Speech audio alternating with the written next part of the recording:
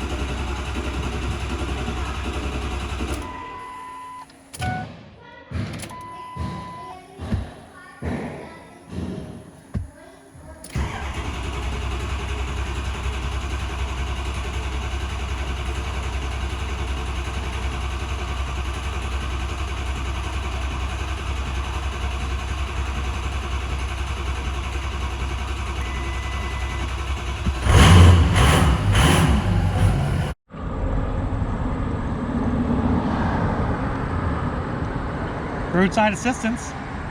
DFR roadside assistance. Yeah. We do it all. Unbelievable. We ran out of gas. Coming out of the hole. Yeah. So obviously you guys know I've been sick. I've been out of it for a little bit. I get in the car today and the low fuel light came on. It was only like 5 miles ago. That's all it takes. I promise you, it was only 5 miles. I go to start going down a hill and the car just shuts off.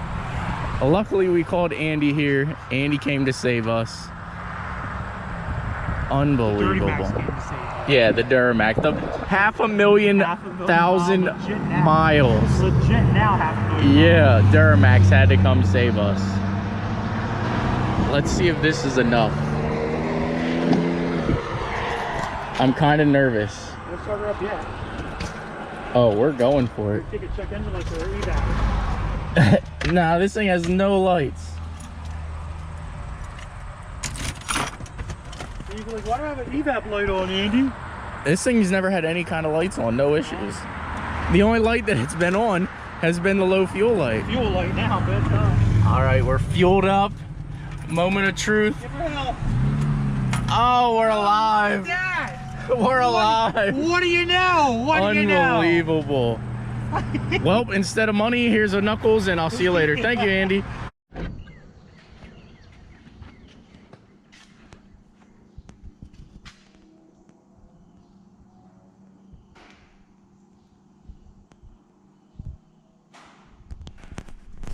Good morning, boys and girls, and welcome back to the channel. If you guys aren't new to the channel, I am Sended Steve, and by the title and the thumbnail, we can tell that we are back at it on the F350. Now, I came in earlier to just sort of, it's kind of hard to make videos now.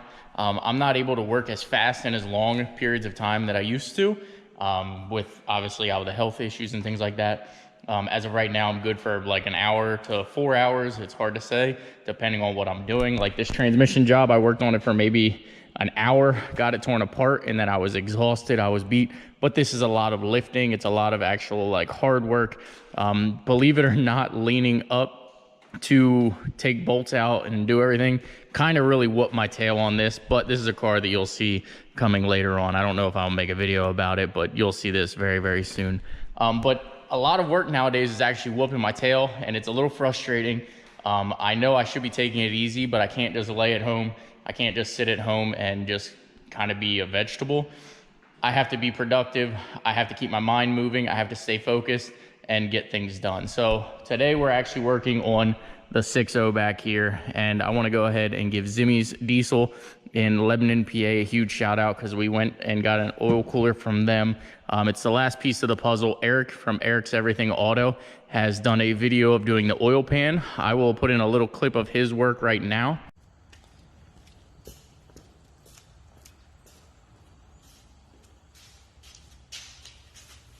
Good evening. Welcome back to the channel. If you're new to the channel, I am Senate Steve. You're not Senate Steve, you're too fat. I am not Senate Steve, but this is all his crap. This is his place. Yeah, we're going to be going back together over here as well. Oil pan is out and on the floor. And just got to get the new one over here. Clean up the engine a little bit. There's definitely going to be some mess up there that we have to clean up. It's been leaking a little oil. So we're going to pull that seal down. We're going to clean it and put a new seal and gasket in. So huge shout out to Eric for getting the oil pan done on this truck. The next thing to do was the oil cooler. He's never done one. I've done a couple of them before, so I figured I would just do it here real quick. A lot of people go to the dealer for these, and that's the way that I would go for it, except for Zimmy's. Zimmy's also uses Alliant Power, and they are a great company to work with. So definitely if you need to get any of this, Zimmy's diesel in Lebanon, PA, definitely check them out. They have everything in stock, and their kit for $270 comes with absolutely everything you need to do this kit. So it'll come with all the O-rings. All right, well, the GoPro died there, but I figured I'd let it charge here a little bit. I went ahead and got the old factory cooler out of the housing here. Basically, long story short is you will have to use an extension. There's 2 bolts. There's 2 nuts here and then 2 bolts here. That goes ahead and release it. I use an 18mm socket because you'll have to pound on these to go ahead and pull it down through the case here. But as you know, we have all new O-rings here. These are going to be the 2 O-rings that are going in here. You can see there and there. Then there's another O-ring here. That is this one. And it goes in there. So I'm going to go ahead and get all this thing thrown back together. As you can see here, look at all the metal that actually came out of the oil cooler. So it definitely was time for an oil cooler. You can see all the dirt and grime and all the stuff that came out of this thing. So no wonder when I was driving this thing, the temps were getting a little high. So it is what it is. We got a new cooler here. Let's get it all tossed back together and get the 6.0 running. I'm pumped about that because the truck's been down for probably a month and a half now. And it's just sort of nice to have a truck laying around, especially when you need to put things in the bed. The Yukon's great, but it's always great to have a truck bed. So let's keep plugging and chugging and get this thing back together. Hello, good morning. I am Senate Steve, and I have a Facebook Marketplace obsession. So if you guys don't know, I obviously have an obsession with Facebook Marketplace. There's actually 3 tires inside the Yukon here. I had to put 3 on top, and then somehow I acquired Princess's Ford Focus back here. All right, all the old gaskets are here. Now I'm gonna throw them away. Old oil cooler is there. I'll insert a picture if I can. I know I say that a lot. I'm not sure if I even recorded it before, but there was a lot of stuff that came out of this old oil cooler. Glad that we replaced it. I've got this thing all cleaned up, ready to go back in. All new seals except for this seal. That seal's there. I just got to do that yet. Got the new seal on the bottom. We got the new oil cooler in there. Let's just go back over here and I'll show you how to install the screen, which is easy, and then we'll get this all laid back in. The valley is still full of oil over there, so you'll see how I remove it versus how I removed it in the old video. The new way is going to be a little bit different. We're not using any rags, no cloths, no nothing, just our hands and gloves, and that's why I have gloves on. So let's get over here to the truck. So coming up here to the valley, as you can see, it is kind of dirty up here. Now, the last time I had this truck torn apart, I ended up, basically, long story short, I used a rag to clean this area out. We are not going to do that. We are just going to push as much of this old oil out as possible with our hands. Cup it. I do have a tray underneath. Yes, it is going to smoke a lot once I get it done, but I'd rather it smoke a lot and run than not run. So we're doing it this way. Now, the other way I guess you could do is use a shop vac. I think I feel the problem here.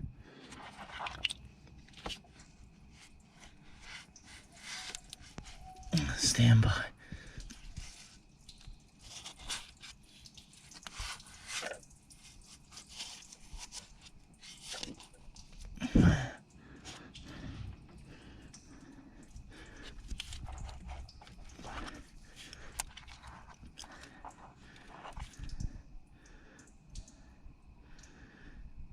Something is definitely broke off right there. And my finger went through and there's no screen on here. So that could have been half of the problem why we kept dirtying up the IPR valve. No screen, but it is what it is. We're here to fix it now. Let's make it happen.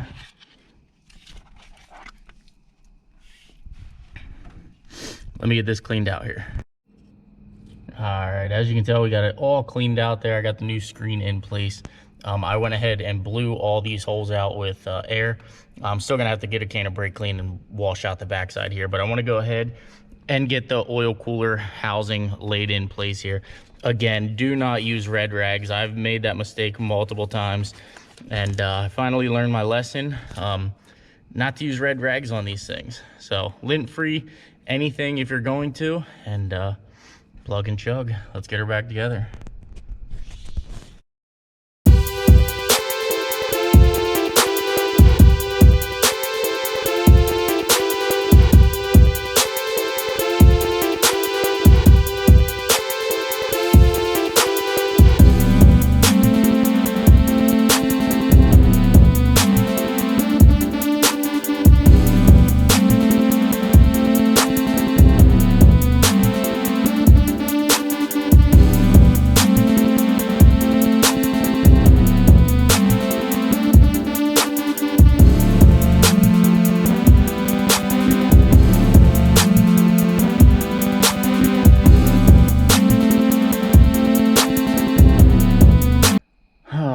As you can tell, I got the intake back down there. I just had to put some of the bolts in. I'm pretty much beat for the day. I been kind of, whoa. I am, well, as you can tell, I got the intake in up there. I am pretty beat for the day. I did a lot more than just this truck. Hanging up here was actually kind of kicking my tail a little bit. So I'm probably going to take tomorrow off. We'll probably pick back up on this probably Friday or a day this weekend. I don't know, just working on trucks and cars these days have really been kicking my tail, and it is what it is. There's nothing else I can do. The other thing, as you can tell, the Hyundai is actually out of here. I got the Hyundai put back together. It was a little easier to stand there and work on things rather than to like hang over here. For some reason, when I'm laying on my stomach and I'm like pressure, and plus I'm trying to keep my head up, my legs are hanging out over here. It's just a lot on my body right now. I don't know why, but it is what it is. It's frustrating, but we're moving on. So Hyundai's out of here. I didn't even make a video about it. I found a timing issue, replaced everything, got that going, but we're gonna pick back up on this truck here in a later video. Well, you'll see in about 5 seconds. For me, it'll be 500 miles and 4 days later.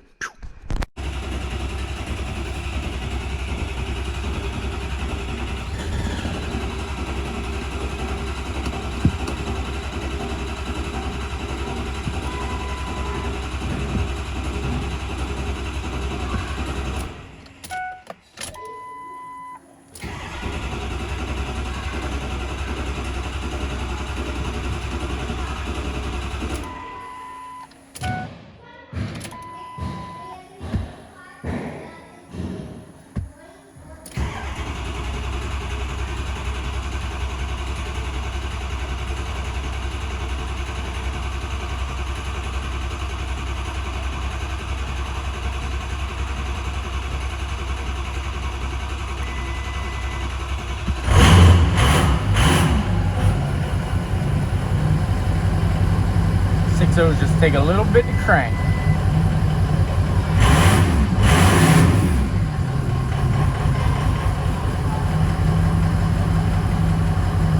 She's back, baby. Let's hope.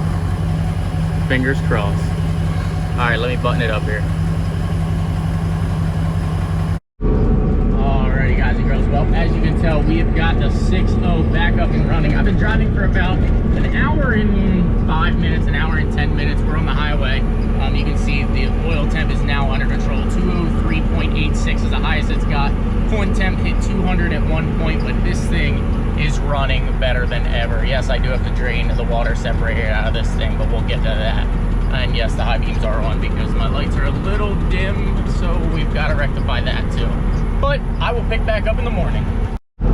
I also wanted to say here, the speedo is, I'd say, somewhere around 13 to 14 miles an hour off.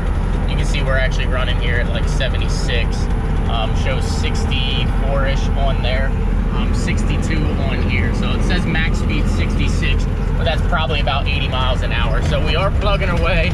We are plugging and chugging, and this thing is running probably better than ever, I've got to admit. So I like 65 down there on the dash. It runs about 68, 69, or 78, 79 miles an hour. But this thing is running perfect temperatures at 80 miles an hour down the highway. See you tomorrow. Alrighty, guys and girls, well, that is going to go ahead and end the video for today. I've been driving the heck out of this thing. As you can tell, I went and got it washed up, detailed.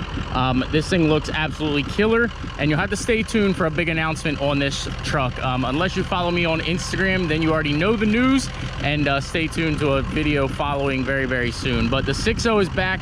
I'm actually excited to be driving it again. I forgot how good this thing drives down the highway at 80 miles an hour. So glad the truck is back. Sorry I didn't really go into more detail on how to do this. I just sort of wanted to do it and get it done. Also, huge shout out to Eric's Everything Auto. He did the oil pan in it. We have no leaks. Everything looks good. Everything looks dry. As you can tell under there, nothing is wet, nothing is dripping. So this thing is ready to rock, ready to roll. So hope you guys enjoy the content. If you do, please comment, like, subscribe, and I will see you in an upcoming video. Take care. We'll see you in the next one.